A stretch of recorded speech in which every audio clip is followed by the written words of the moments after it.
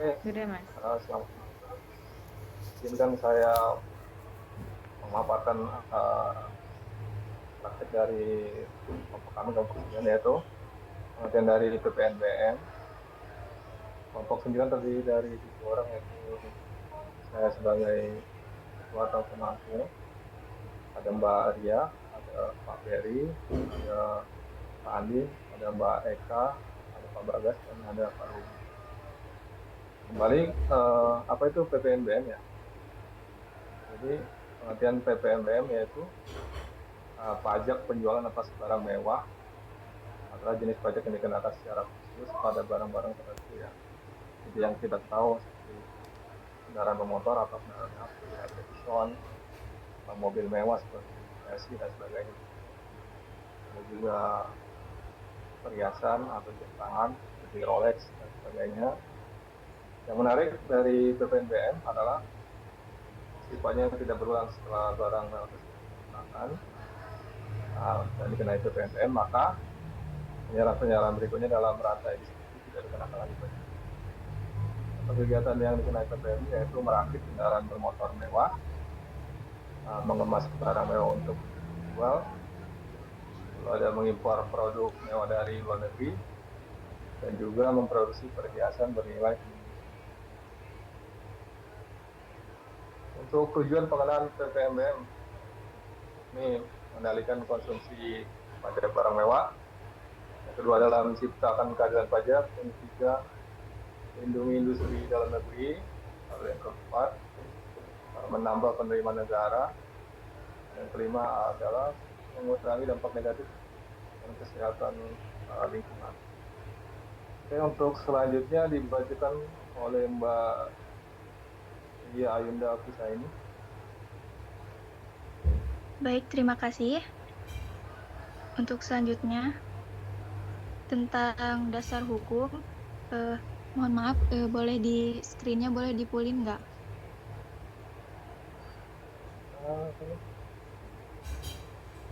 Itu mana ya tadi?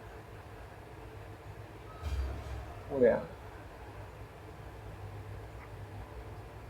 oke. Oke, terima kasih. Selanjutnya yaitu tentang dasar hukumnya. Yang pertama yaitu Undang-Undang Nomor 8 Tahun 1983 yang diubah jadi Undang-Undang Nomor 7 Tahun 2021 yang menjadikan dasar utama PPNBM.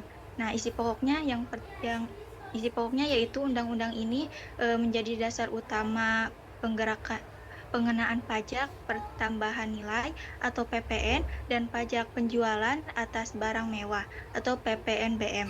Nah, untuk relevansinya tentang PPNBM ini yaitu menetapkan prinsip bahwa barang mewah dikenakan pajak tambahan selain PPN dengan tarif antara 10% hingga 20%. Lalu ada perubahannya di tahun 2021 yaitu tentang harmonisasi peraturan perpajakan Undang-Undang UU HPP yang memperbarui ketentuan tarif dan mekanisme PPNBM agar lebih sesuai dengan kondisi ekonomi. Lalu selanjutnya yaitu Undang-Undang Nomor 42 Tahun 2009 yang mengenai PPN dan juga PPNBM. Nah, isi pokoknya yaitu merupakan perubahan atas UU PPN dan PPNBM. Nah, untuk menegaskan bahwa PPNBM ini dikenakan atas penyerahan PKB mewah sistem pabrik atau PKB mewah oleh pabrikan atau saat impor. Nah, untuk relevansi PPNBM ini yaitu menjelaskan subjek, objek, dasar dan pengenaan serta serta saat terutang PPNBM. Nah, untuk fokusnya sendiri yaitu untuk menyelaraskan aturan perpajakan dengan perkembangan ekonomi dan juga perdagangan termasuk ekspor BKP mewah yang dikenakan tarif 0%.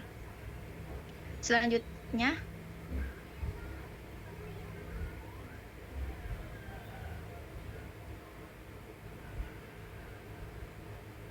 Ya, silakan Pak.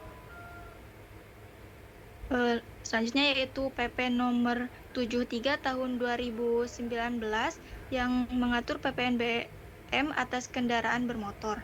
Nah, isi pokoknya sendiri yaitu mengatur secara rinci pengenaan PPNBM atas kendaraan bermotor. Nah, untuk relevasi PPNBM-nya sendiri yaitu menentukan tarif berdasarkan kapasitas mesin, konsumsi bahan bakar, emisi CO2, serta teknologi kendaraan maupun hibrid ataupun listrik. Nah, tujuannya sendiri yaitu mendorong penggunaan kendaraan ramah lingkungan dan mengendalikan konsumsi kendaraan mewah beremisi tinggi. Selanjutnya yaitu PP nomor 61 tahun 2020 atau PMK nomor 996 atau PMK 03 2021 yang mengatur PPNBM atas barang selain kendaraan bermotor. Nah, isi pokoknya yaitu mengatur PPNBM atas barang mewah selain kendaraan bermotor. Yang relevasi PPNBM-nya sendiri yaitu menetapkan tarif untuk hunian mewah seperti rumah, apartemen yang kurang lebih sekitar 30 miliar, balon udara, senjata api, atau pesawat atau senjata api pesawat udara tertentu seperti kapal pesiar atau yacht dan lain-lain. Tujuannya yaitu mengendalikan konsumen barang mewah, non-kendaraan, dan memastikan kontribusi fisikal dari sektor properti serta barang eksklusif lainnya.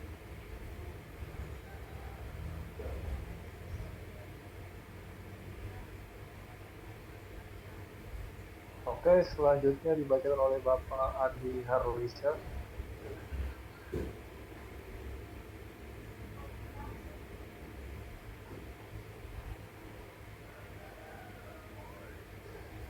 Oke, saya aja yang melanjutkan. Jadi karakteristik PPNBM pertama merupakan pungutan tambahan samping dari PPN. PPNBM selalu dikenakan biaya PPN atas barang mewah.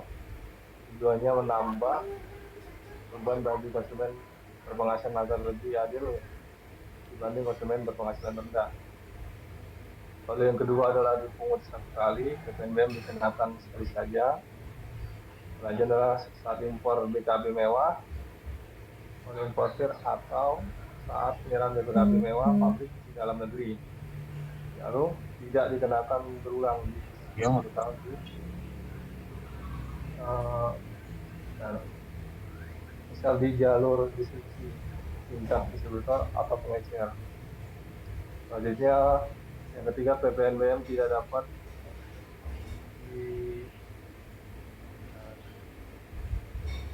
dikreditkan dengan PPN. Berbeda dengan PPN yang tidak bisa dikreditkan atau output tax, PPNBM tidak bisa dikompensasi. Artinya PPNBM menjadi beban final bagi konsumen barang mewah. Yang keempat adalah PPNBM dapat diminta kembali bila barang diekspor.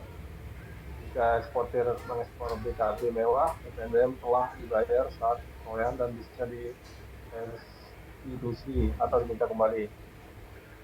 Hal ini untuk mendorong ekspor barang mewah agar tetap kompetitif di pasar internasional.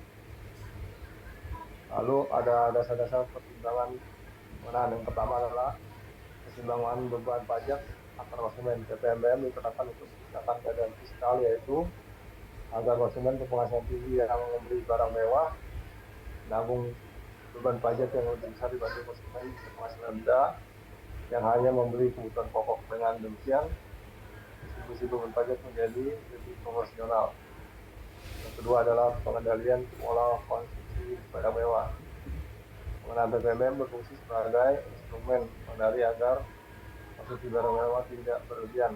Pajak tinggi membuat masyarakat lebih selektif kalau membeli barang mewah sehingga pola konsumsi menjadi lebih terkendali dan tidak menimbulkan kesenjangan sosial yang tajam.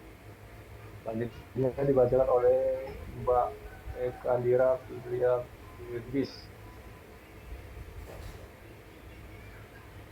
Maka ada orangnya sini.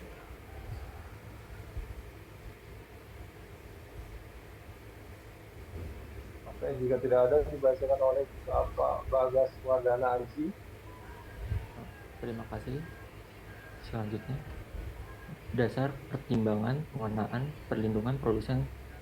Yang ketiga, perlindungan produsen kecil atau tradisional.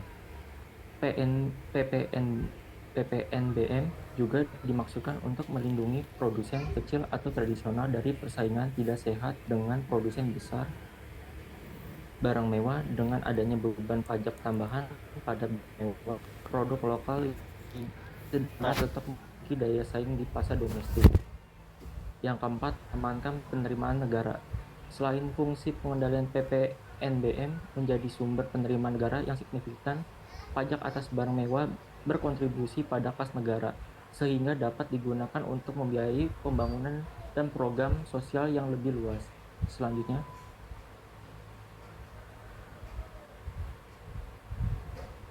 adalah subjek dan objek PPNBM.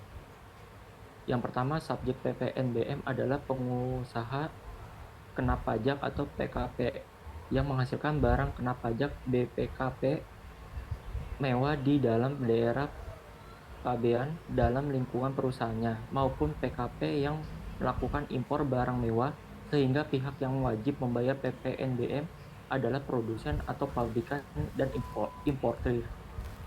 Yang kedua, objek PPNBM adalah penyerahan BPKP mewah, hasil fabrikasi serta impor BKP mewah, yaitu barang yang bukan kebutuhan pokok, umumnya dikonsumsi oleh masyarakat berpenghasilan tinggi, bersifat eksklusif, dan sering digunakan untuk menunjukkan status sosial. Dengan demikian, PPNBM menargetkan konsumsi barang mewah baik yang diproduksi di dalam negeri maupun yang impor. Berfungsi sebagai instrumen fiskal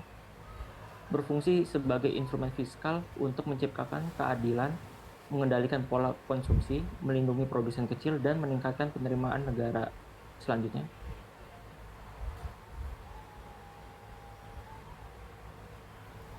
yaitu daerah bebas PPNBM atau FTZ. Yang pertama, Batam, Bintan, Karimun, Sabang, dan Sabang. 4 kawasan ini ditetapkan sebagai kawasan perdagangan bebas dan pelabuhan bebas atau KPBP berdasarkan Peraturan Pemerintah Nomor 48 Tahun 2007 dan diperkuat dengan Perpres Nomor 1 Tahun 2004 tentang Rencana Induk Pengembangan Kawasan BBK. Yang kedua, bebas bea masuk PPNBM dan cukai. Barang yang masuk ke FTZ tidak dikenakan pajak impor maupun pajak konsumsi. Hal ini memberi insentif fiskal bagi pelaku usaha untuk berinvestasi dan berproduksi di kawasan tersebut. Yang ketiga, tujuan tarik investasi, tingkatkan daya saing, dan dorong perdagangan. Regulasi terbaru PMK nomor 113 tahun 2024 yang berlaku mulai Maret 2025 menyederhanakan birokrasi kepabeanan di FTZ dengan sistem komputer pelayanan atau SKP dan dokumen tunggal atau PP FTZ. Tujuannya jelas, yaitu untuk meningkatkan daya tarik investasi dan mempercepat arus barang. Yang keempat, mekanisme barang masuk FTZ bebas pajak, keluar ke daerah pabean dikenakan kembali. Barang yang beredar di FTZ bebas pajak, tetapi jika dipindahkan ke wilayah Indonesia non-FTZ, maka dikenakan biaya masuk, PPN, PPNBM, dan cukai sesuai aturan. Selanjutnya